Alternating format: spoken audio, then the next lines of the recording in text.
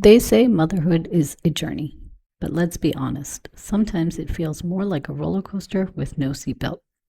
I bet you're like me, wondering why babies, or teens in my case, don't come with instruction manuals. Welcome to This Incredible Mom Life, the podcast that celebrates the beautiful chaos, quiet wins, messy moments, and everyday miracles of being a mom. I'm your host, Dummy, wellness coach, mom of 3 boys, and a passionate believer that you don't have to live at the mercy of PMS, burnout, or exhaustion. Join me every week as we hear the craziest and most unbelievable mom stories. I'll be sharing the huge accomplishments and triumphs of both our moms and their kids. We'll giggle, cheer on the kids, and discuss obstacles and lessons learned along the way. If you are struggling to be the best mom you can be, how open-minded are you to booking a free call with me? You don't have to live at the mercy of your cycle, and you definitely don't have to do it alone. Give yourself permission to let me be part of your support system. I believe that you weren't meant to just survive motherhood. You were meant to thrive in it. Hello, welcome to another episode of This Incredible Mom Life. And I am here today with another super mom. Laura Kistner is a certified life coach, HypnoBreathwork facilitator, and the creator of the Love Her podcast. She specializes in helping high-performing women break free from burnout, reconnect with their identity, and build the inner confidence they need to lead authentically. Blending mindset coaching with powerful breathwork and subconscious reprogramming, Laura helps her clients strip away the pressure to be perfect so they can expand into their next level selves. Thank you, Laura, for taking time out of your day to be here with me. Hi, thank you for having me. And I think I'm going to learn something new today, so I hope everybody else will too. Let's get started and share with us who you are a mom to. I have 2 children. My daughter's name is Haley, and she is 7 years old. And then I have a son who is 5.5. Nice. So you're in that busy elementary school. Yep, we're Years. kindergarten and first grade right Yep. now. So I definitely remember that. I don't miss it. It's a lot. All right. Well, share a mom story with us. Okay, so I was thinking back, there's so many mom stories. Being a mom is kind of wild sometimes, but one thing that really sticks out for me as a moment of growth is with my daughter at her school, they have Teacher Appreciation Week.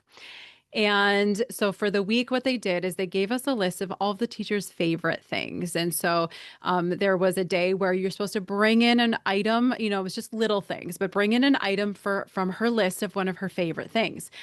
So the morning of, I realized we did not get anything. And it's that day. We have to bring something in. And so I start to panic and I'm getting ready for work, getting the kids ready for school. And I look at the list and I said to my daughter, we're going to go get her favorite candy bar. We'll stop at the gas station on the way. Like, we're okay, but we got to get out of the house. And so we had to go a little bit faster, get out of that house on time. And we did. We got to the gas station. We got the candy bar. We got to school on time. We're walking into school. I'm so proud of myself. Number 1, I remembered last minute, but I still remembered. Number 2, we're making it to school on time. Like, all is good. My daughter has the candy bar in her hand. She's so proud of herself. We walk up to her classroom, and one of her classmates is handing the teacher a beautifully gift wrapped basket with, I think, almost every item that was on the list in it. And here's my daughter with her candy bar. And I had a moment of, I'm never going to be that mom. My daughter will never show up with the beautifully wrapped gift basket. But here's the amazing moment of growth for me is that I laughed to myself. I didn't guilt myself. I didn't shame myself. I didn't say, I'll never be like her. It was just an acceptance of I will never be that mom. And that's okay. And then I know this other mother, she's wonderful. She's amazing. And we're both good moms in our own ways. And so I looked at my daughter holding her candy bar. She handed it to her teacher and she was so proud. She could care less what the other kids were giving her. She had her candy bar to give her. And so it's just like in that moment, I felt proud of myself because, hey, I remembered we got here in time. She got to give her the candy bar. And it doesn't matter what the other kids gave the teacher. It doesn't matter. I don't have to compare myself to any of the other moms. I get to be proud in this moment that in this busy life of mine, I remembered to get something and crisis averted. So I realized that that was a huge moment of growth for me because the old version of Laura would have guilted and shamed myself. I would have saw that basket and all I would have thought was how I'm not as good as that mom and how I should be that mom. And so I was really proud of myself for laughing it off and saying, it's okay that I will never be that mom. It is okay. And I think a very powerful lesson to learn for everyone listening, because we all struggle. We've all forgotten things. That mom brain kicks in. And I know I'm not a basket making gift person, right? Right? Like Yeah, I'm going to find a reusable gift bag for my laundry room and throw something in it the same morning. So um, exactly. I've been there. I think we've all been there. And I love the lesson that you learned. And it was like instant, right? Like Yeah. it wasn't after the fact or later in the day. It was like at that moment. Hmm.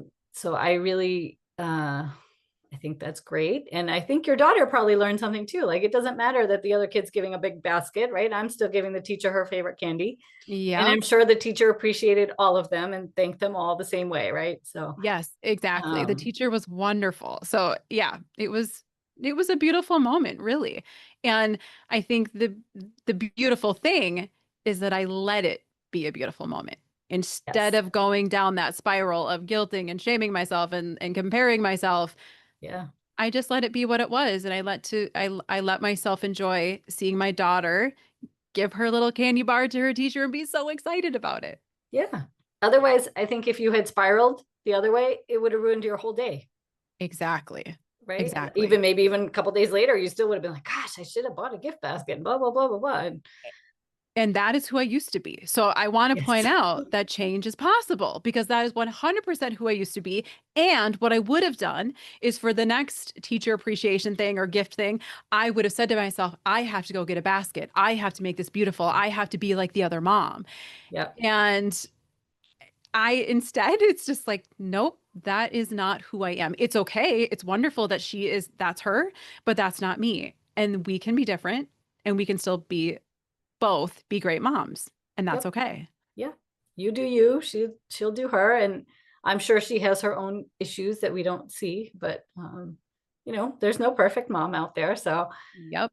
do what you can. Some people can't afford a basket, whatever. It's you do what you can and what you feel good about. So I like that. Exactly. And I really appreciate that story.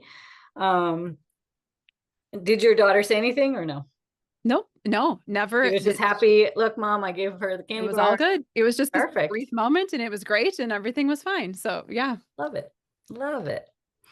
All right. Well, so I have lots of mom listeners on my podcast, and a lot of them feel a little bit burnout with life, Yes. maybe overwhelmed, stressed out. So, what do you say to that mom when you first meet them? I think, well, one of the biggest things I think is that many of us mothers who are burned out, we don't even realize that we're burned out. Mhm. We think that burnout is normal. We think that this living in this state of complete exhaustion and frustration and just trying to keep your head above water, trying to find time to breathe. We think that's normal. We think that that's part of being a mom. And and I used to be there too, 100%. And I got to the point where I started having some pretty significant pain in my abdominal area, went to specialists and doctors, had tests done. And finally, I saw a specialist and he just said, it's stress. You're fine. It's stress. And it was just such an awakening for me, or just an eye opening of like, you're right. Like, I'm doing this to myself. And I think we think that, at least I know I used to think that being a martyr made me a good mother. The more I sacrificed my wants and needs, the better mom I was. Like, look at me sacrificing. I stopped exercising. I never got my hair done. I just, I don't matter because that makes me a good mom. And I got to the point of burnout that it was just like, when I was at work, I would go to the bathroom just so I could simply take a break. And I would sit and look at the mirror and be like, you can do this. You can make it through your day. Because I was living half alive. I was doing nothing for me. I had no more energy. It was burnout. And I think the reason why it's so hard for us moms and us women to say it and recognize it and admit it is because we are working so hard to keep everyone else happy. And it feels like this failure to say, I can't do it all. I'm not Superwoman. I'm a human being. But the Yes. thing is just admitting it is huge because Mhm. you are a human and you get to be human and you get to have the ups and downs. You get to honor your wants and needs Mhm. because I thought I was, as the martyr mother, I thought I was showing up as this amazing version of me, this amazing mother, but I was just burned out. I was living half alive. I was so irritable. I lost my temper so easily. I would cry over the smallest things. All I wanted to do, this is embarrassing, but I would fantasize about if I had to go to the hospital because then I would get a few days maybe of just sitting there and people taking care of me. Vacation. Like that's Uh, wild to say, but I've had other mothers tell me the same thing. yeah. Yeah. So, yeah. So I think with burnout, the first thing is allowing yourself to recognize that you're feeling that way and to know that it's okay, that you didn't do anything wrong. You don't have to guilt and shame yourself. You get to say, you know what? I'm going to celebrate myself right now for taking a moment to recognize that I'm not giving myself what I need. And I get to start doing that. Yes. Absolutely. And I was the same way. Did everything for my kids, my husband, the house. I was working, I was running the household. I wasn't taking care of myself and I was exhausted. I like to say that I felt like a zombie Yeah. where I was just going through the motions, checking off the to-do list, making the lunches, dropping them off. And I wasn't happy. I wasn't living, a life that I was proud of or excited to wake up to every morning. Yeah. Um, and yeah, I had the same thing. I had a lot of physical symptoms. I just didn't realize what they were. And then during COVID, when we had all this time, all of a sudden I was like, you know what? I'm going to figure out how to get rid of my symptoms. And I started doing some reading and research and they went away. Isn't that wild? Because that's with the pain that I was experiencing. Once I was told it was stress, I started to really pay attention.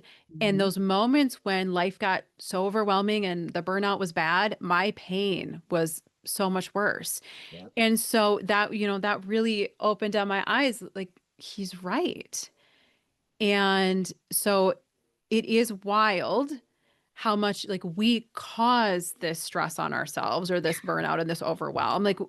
And when we can take responsibility for that, then we take back our power because you caused it and you can also help yourself get out of it. You Yep. can start taking different actions in your life. Yeah, absolutely. And you mentioned a few minutes ago, how you had to like look yourself in the mirror, right? And say, you got this, keep going. I used to look in the mirror and be like, who is that woman? I didn't even know who she was. And that Yeah. is another common feeling. And I think moms have is loss of identity. A So talk a little bit about that. Yeah, 1,000%. Because I think what happens, and I know for me, even before I had kids, I was afraid to have children because I believed that when you have a child, it is all about them. It's no longer about you. You can't have dreams anymore. Like anything that you've accomplished up until then, that's you've reached it. Now you have children, so it's all about them. And so I did. I made it all about my kids. Like I said, I became the martyr. It was, I gave up things that I enjoyed. And through doing that, I lost myself. And so I had a moment where someone challenged me to sit in front of a mirror and say, "You are beautiful." And I thought that sounded ridiculous. I was like, I don't want to do that. But I was like, okay, I will. I sat down in front of the mirror and I'm like, okay, I'll just say it. And I couldn't say it. I just stared at myself. And just like you said now, I felt like I was looking at a stranger. Mhm. I'm like, who is that woman? Like, what are her values? What does she want out of life? Like I didn't have answers to any of these questions.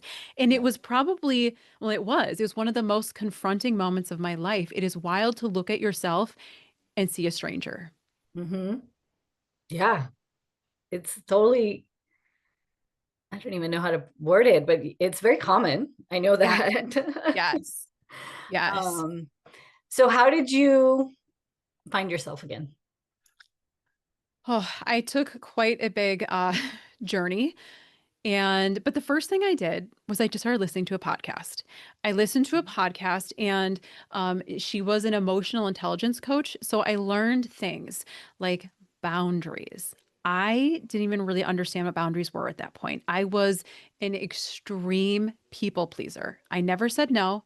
I made, making other people happy, I made that my worth. Yeah. And so when you are striving so hard to keep everyone else happy all the time, there is no way that you can actually be happy. And so I learned how to set boundaries, even though it was very hard for me. The people pleaser in me was kicking and screaming the whole time. I Yeah. started setting boundaries. And yes, some people did get angry at me because they were used to me being the one that always showed up, that always did whatever they wanted. And but I couldn't be that anymore. And so I started setting boundaries.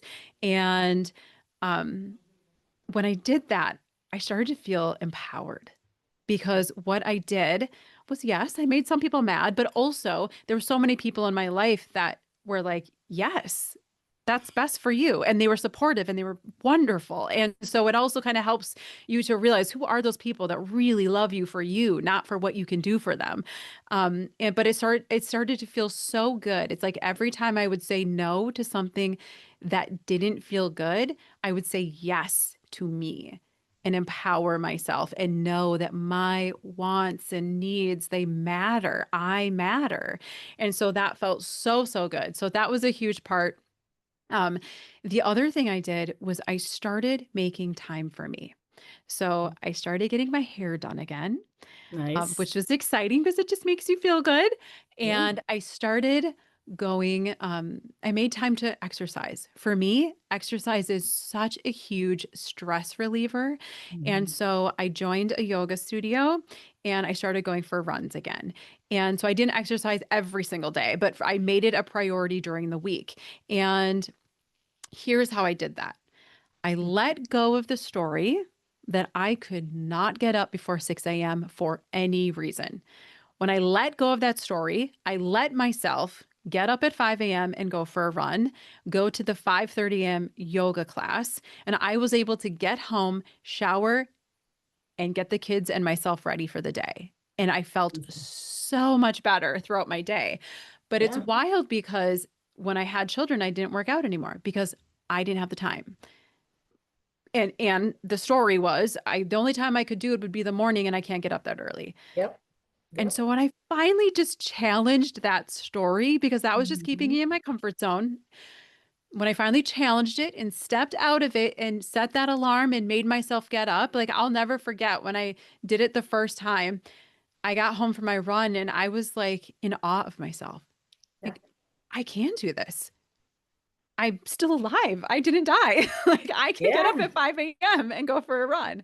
And Amazing. so, yeah. And so I think that's one of the biggest things with anything in life when we tell ourselves a story and we stick to it and we think it's fact.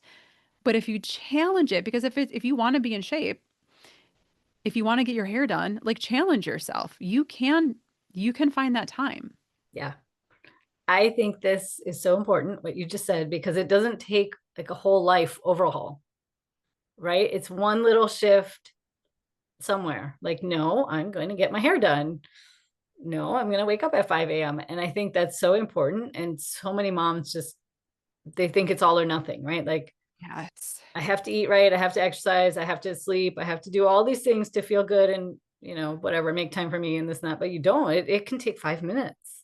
Yes, exactly. And that's such a great point because it's finding, I like to call them micro moments. I don't know if you've heard that term, like the micro moments. So it's also just finding those micro moments in your day. And one thing that is kind of fun is someone told me, blast your favorite song lock the door, and dance to it for those 3.5 to 4 minutes, however long it takes. And I'm just like, I can't do that. I'm 42 years old. Like, that's what I used to do when I was 10. Like, I can't do that. But I was like, okay, I'll take the challenge. And it actually feels so good to do that. It just shifts Mhm. your energy. And you don't even have to dance around, but just give yourself a few minutes to listen to a song that you love that puts you in a good energy or brings back an amazing memory, and or even just sitting for 5 minutes and meditating and imagining you're at the ocean. Yeah. When you can go there in your mind, you can shift your energy. And so Yes. those micro moments, like no one can take that from you. You decide what's going on in your head at all times. You just decide the thoughts that you think. And yes, a thought can pop in, but you can decide whether you give that thought your attention or you change it or whatever you do with it. And so I think that's one of the biggest things is when you talk about burnout, you think, oh, I've got to do these big grand things. But actually, when you start small, that's how you start to change your life. It's the little moments throughout your day. It's enjoying your cup of coffee, maybe getting up 10 minutes earlier so that you can sit and enjoy a cup of coffee before the chaos of the morning begins. You can sit on your Yes. deck, you know? So, Yeah, totally. So I follow a coach, she's a sales coach, and mhm. one of her tips is you put on a song and you dance for the song before every call that you get on, like with your own Oh, clients. So yeah. she was like, so that way you're in a good state of mind, your energy level is up, you're there for your client. Yeah. So that was one of her tips, like before you get on a client call, dance to a song. I love that. I think I'm gonna steal that one because that sounds amazing. I'm gonna try that out because Yeah. it really does shift Um, your energy. It's just yeah. And it's like allowing yourself to do it with no guilt or shame. I mean, I'm not the best dancer in the world, but no one sees me. What does it matter? It's about how you feel. Just Yes, feel the music and let exactly. yourself, yeah, yeah, Awesome. So now you teach women or you do hypno breathwork sessions with women I to help do. them. Yep. So tell us a little bit about what that is, first of all. Yeah, so it's funny because I think the name scares a lot of people, hypno breathwork, where it's hypnosis, but you are not completely hypnotized by any means. You're simply at a deeper brain wavelength. And what I mean by that is you're at a more relaxed state. So you are completely aware the entire time. I think when we think of hypnosis, we think of like the stage shows where people are Yeah. doing crazy things and then they don't remember. This is not that at all. It is simply a form of breath work that the lady who created it, she calls it effective and efficient because it's only 20 to 25 minutes. It's pretty short. Some breath work can be very, very long. But it is a form of breath work that combines the breath work and hypnosis and visioning. So we use the breath, a certain breathing pattern, we play music, and we use the breath to get you into that deeper brain wavelength, that hypnotic state, very light hypnotic state. And it's kind of like you can think about it like when someone's watching TV and you're talking to them and they don't hear you and you're like, hello. Like, so you're not completely out of it. You're just very deeply relaxed into that state. And the reason why we want to get to that level of your that brain wavelength is because what that does is it actually quiets our logical mind, our overthinking mind, and it awakens or it accesses the subconscious mind. The reason why that is important, and I think I didn't know this until a few years ago, but I think a lot of people don't realize is that we have a conscious mind that we're completely aware of, and we have a subconscious mind that we aren't aware of, hence the name. And that actually is controlling most of what we do. The statistics say it's like 90 to 95% of what we do is actually controlled by our subconscious mind.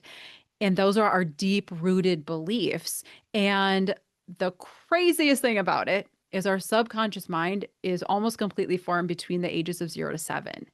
Yeah. And so we have these beliefs that our 7-year-old mind developed. And that's a time when your brain isn't processed enough to even question things that you're told. So your deep rooted beliefs become beliefs that maybe aren't even really true for you. Yes, some of them probably are. There's, like be kind to others, and, things like that. Yes, I'm sure you were taught all these wonderful beliefs. But we were also taught beliefs that, I mean, there's no way that you can be taught every single belief and it's all true to you. Right. But the thing is when it's in our subconscious mind, it's there. It's even though it doesn't align with our conscious thinking, it's still running the show. And so Mhm. when we have, for example, this is just kind of an obvious example. Say you have a goal that you want to make a lot of money, but you've got this subconscious belief from when you were 7 years old. There was something that happened, or you heard something where rich people are bad. They're greedy, they're not good people. And so that belief is hanging out there. You want to Yep. make more money, but what your subconscious mind is underneath all of that is telling you is, well, if you make that money, you're going to lose your friends. You're going to lose this. You're going to be a bad person. And so we can't figure out what it is that's stopping us. Why can't we, make this money, or why can't we get there? It's because you have this deep rooted belief. Yep. So with this breath work, with hypno breath work, what we do is we get to that subconscious level so those memories can come forward. Oh, I remember when I heard my teacher, or my mom, or my grandma, or my friend say this, and that really and that belief developed for me, whatever it is. And Yep. so, or something happened and I perceived it this way. And so my subconscious mind is telling me I can't have that. I shouldn't do that.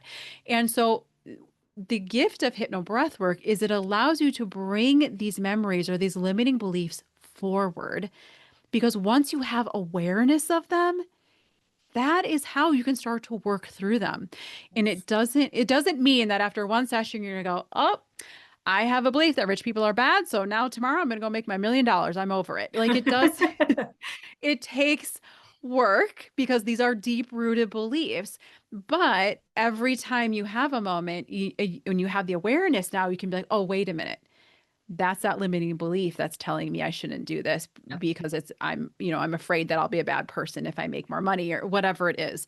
And Right. so once you have the awareness, you get to recognize when that belief is trying to stop you, and you get to do the work to overcome that.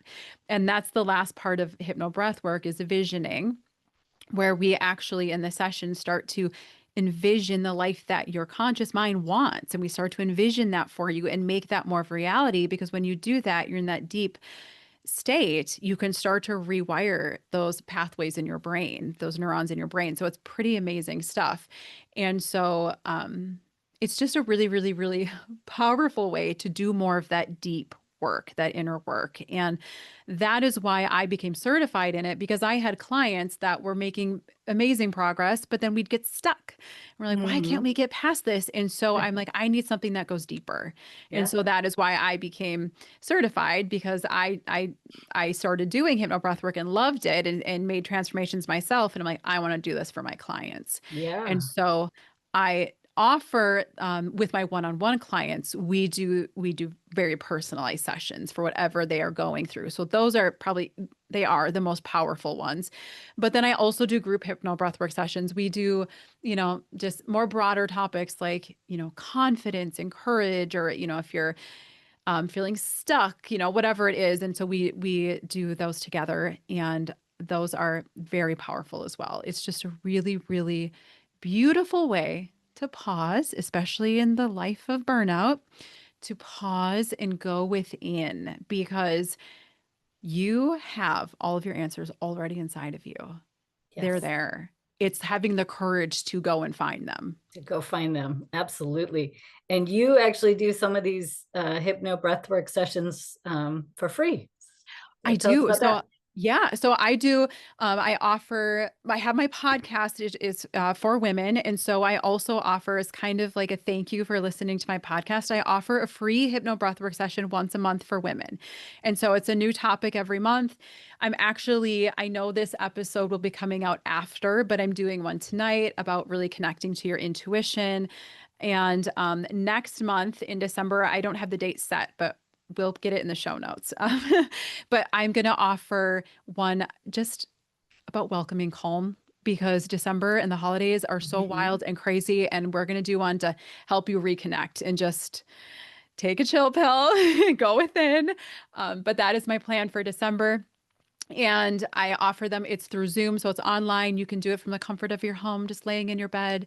And it's a beautiful way, even if you don't have this big, huge epiphany during the HypnoBreathwork session, that's okay. It's still a beautiful way to create that calm within you, because we are stuck in that fight or flight, in this Yep. burnout. And what we need more of is to get into our more resting and healing, digesting, they call it the parasympathetic nervous system. And Yep. HypnoBreathwork allows you to get to that place.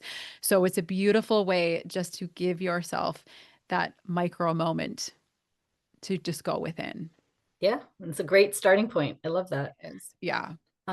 So join Laura's HypnoBreathwork. She actually invited me to join tonight, but I have a PTA meeting. Otherwise I would have hopped on. Yes.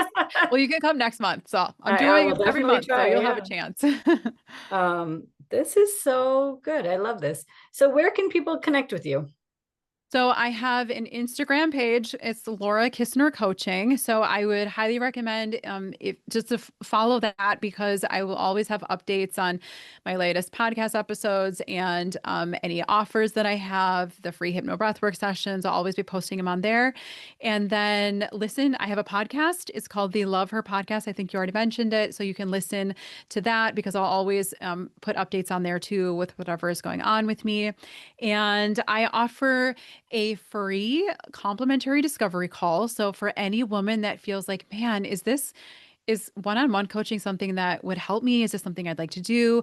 I like to offer a free call, because this is a way for you to get to know me, for me to get to know you, and just see, is this something that would benefit you? Is this something, do we work well together? Is this a good energy? And it's also really, even if you decide, nope, coaching's not for me, it's still a beautiful way to have a call with me to get a little bit of clarity on what it is that is causing this burnout or making you feel stuck, or what it is that you actually want, and so it's just a fun call to kind of explore what it is that you want out of your life. Yeah, and I will put all of the links in the show notes so people can find you real quick. So I definitely learned some stuff today. Like I said, I didn't really know what HypnoBreathwork was. So Yes. thank you for enlightening me, and thank you for spending time with us today. Yeah. Thank you so much for having me on. I really appreciate it. All right. So you guys will hear from me next week. Are you struggling to be the best mom you can be? Are you fatigued, overwhelmed, and stressed out? Are you losing precious time with your family because of PMS? If so, sign up for my free gift on how to start living in tune with your monthly cycle. The link to get it is in the show notes below. Use this guide to help you start to eliminate your symptoms of PMS, increase your energy, reduce stress, and fully enjoy this incredible mom life. The way I see it, you have 3 choices. You can try to figure it all out on your own. You can do nothing and stay where you are, or you can get the customized guidance you need to thrive as a mom. The choice is yours. Thanks for listening to today's episode. I hope you learned something from these stories. If you enjoyed this show, please make sure to subscribe, rate, review, and share this podcast. It really helps this show grow. If you have a mom story you would like to share, click on the link in the description below on becoming a podcast guest. Remember, the content on this podcast is for general information only. It does not replace any medical advice given by your healthcare providers.